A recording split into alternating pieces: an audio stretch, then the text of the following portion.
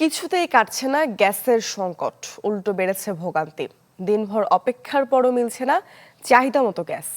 জ্বালানি মন্ত্রীর আশা 10 থেকে 15 দিনের মধ্যে কেটে যাবে সংকট। এরই মধ্যে শুরু হয়েছে ক্ষতিগ্রস্ত এলএনজি টার্মিনাল মেরামতের কাজ।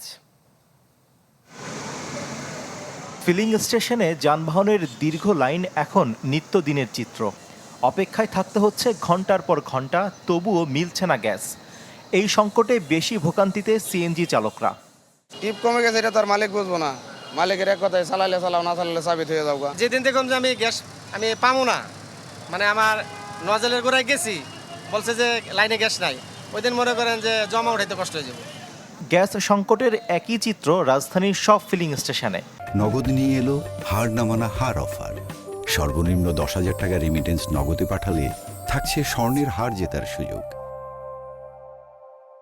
যেসব পাম্পে কিছুটা সরবরাহ আছে, সেখানেও পর্যাপ্ত চাপ না থাকায় চাহিদা মতো গ্যাস পাচ্ছেন না গ্রাহকরা।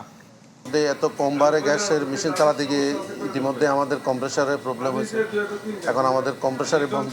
এই অবস্থায় বেশি বিপাকে পড়েছে গ্যাস চালিত যানবাহন। ক্ষতি পুষিয়ে নিতে বাড়তি ভাড়া নিচ্ছেন চালকরা।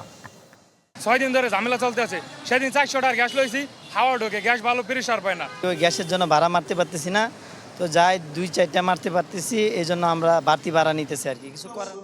জ্বালানি মন্ত্রীর আশা 10 থেকে 15 দিনের মধ্যে গ্যাস সরবরাহ স্বাভাবিক হবে। Accident is accident, and this FSRY in the middle of the sea.